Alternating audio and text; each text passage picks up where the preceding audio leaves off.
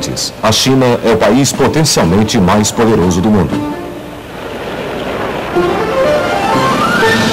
Ainda que durante grande parte do século XX ela tenha sido destruída por cisões internas.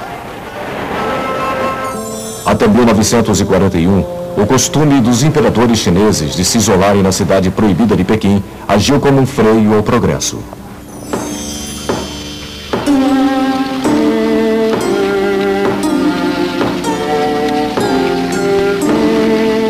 As nações ocidentais tinham estabelecimentos comerciais em Xangai e outros portos importantes.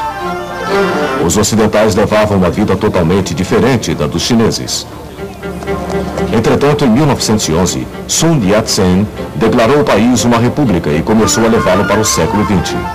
Mas os generais, com seus exércitos particulares, começaram a destruir o país a despeito dos maiores esforços de Sun Yat-sen para unificar a China.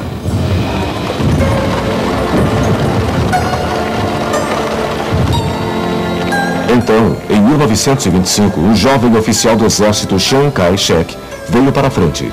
Se aliando com os comunistas, ele começou a combater os generais através da força e expulsou os estrangeiros, os quais ele via como um sorvedouro do potencial econômico da China, por causa de seus estabelecimentos comerciais. Conforme Chiang Kai-shek se aproximava de Xangai, os ocidentais corriam para reforçar a defesa de seus estabelecimentos. Mas ele agora decidira que precisava do apoio ocidental para melhorar a economia da China e se voltou contra seus aliados comunistas quando eles discordaram. Assim, começou uma guerra civil, cujo resultado levaria 20 anos para ser visto. Mas em 1931, os japoneses anexaram a Manchúria, uma província chinesa do norte, transformando-a no estado fantoche de Manchukuo.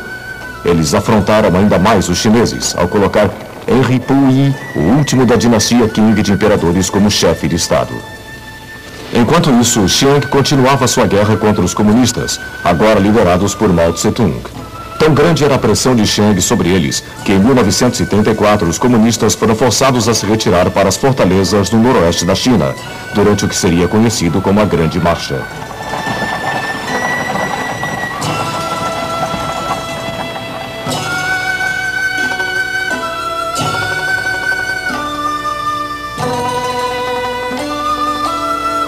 Aqui eles descansaram as armas e recobraram suas forças.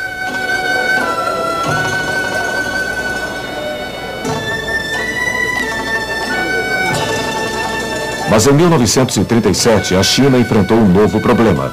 Os japoneses, empenhados em se expandir, invadiram o país desde Manchukuo até uma série de portos em sua costa. Agora começava uma longa agonia para os chineses, especialmente para aqueles no lado oriental do país.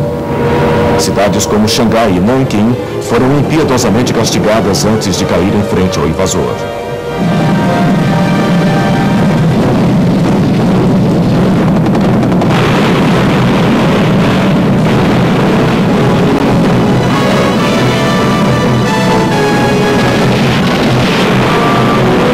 Os chineses sofreram terrivelmente sob a ocupação japonesa.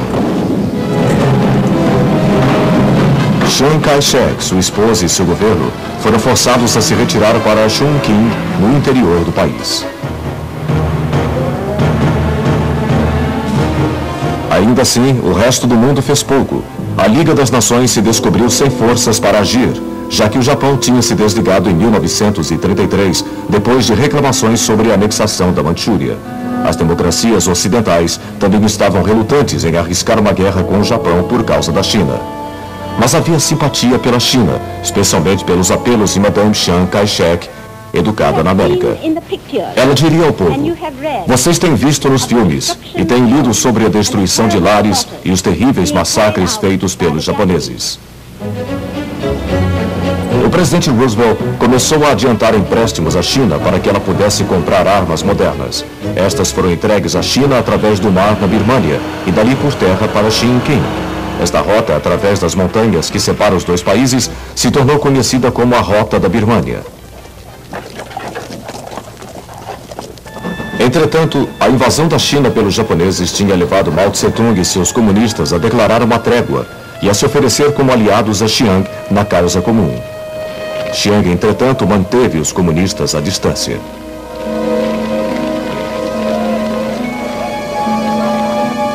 A guerra da China contra os japoneses se prolongava.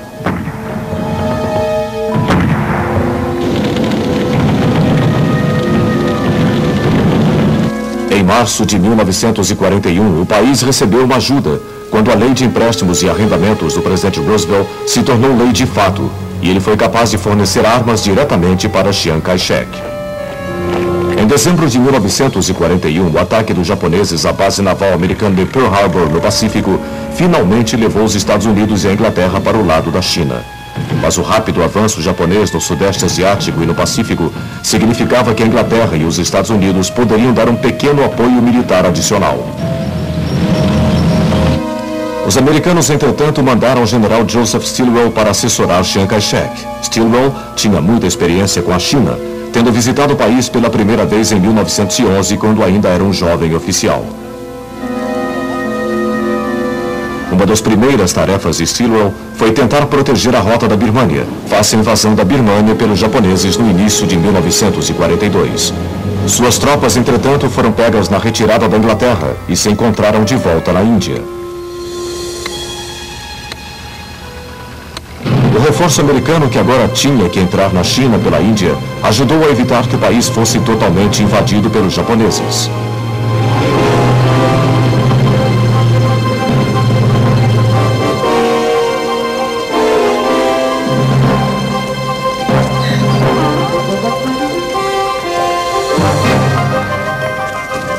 Também havia um grupo de intrépidos aviadores americanos conhecidos como os Tigres Voadores de Chenur, porque seu comandante, Claire Chenur, fez tudo para manter a Força Aérea Japonesa na Bahia.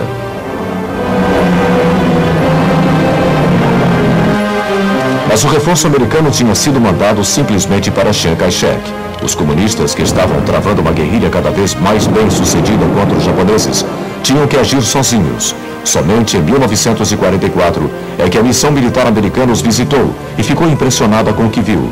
Mesmo assim, havia hesitação na América sobre o fornecimento de armas a Mao Tse-tung, especialmente em vista da destruição de Chiang por Mao.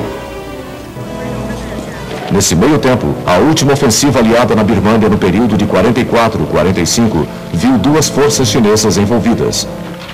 Aqueles que tinham fugido para a Índia em 1942 começaram a construir uma estrada que ia para o sul de Ledo, no noroeste da Índia, com o objetivo de se ligar com uma outra força que avançava pela rota da Birmânia. Isso fez um progresso inabalável.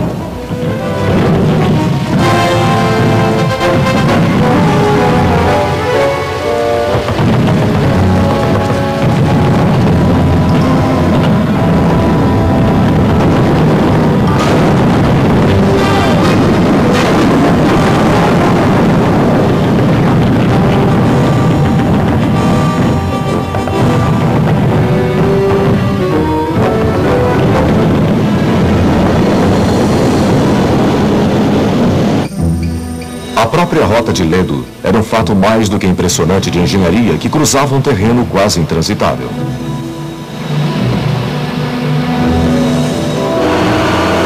No final de janeiro de 1955, as rotas de Ledo e da Birmânia se encontraram e Chiang Kai-shek poderia mais uma vez ser abastecido por terra.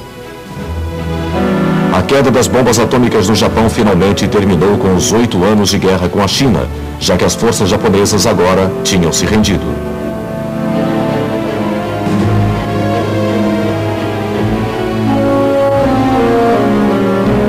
Além do mais, a China agora era vista como uma das maiores forças aliadas e era considerada membro permanente do Santuário Interno das Nações Unidas, o Conselho de Segurança.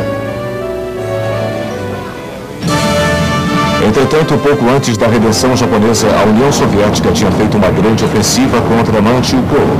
O exército do 8º Caminho de Mao Tse-tung tinha se juntado nisso e começou a receber armas russas.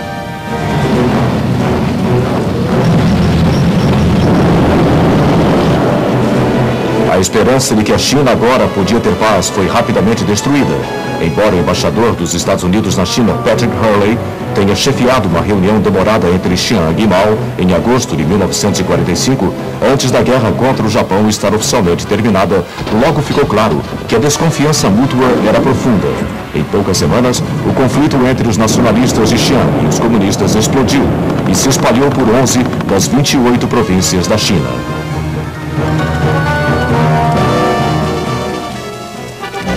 Em dezembro de 1945, o general George C. Marshall, dirigente da Junta Americana de Chefes de Equipe, foi mandado para a China para tentar terminar o conflito. Seu discurso era persuadir Mao e Chiang a assumirem compromissos e formarem um governo de união nacional.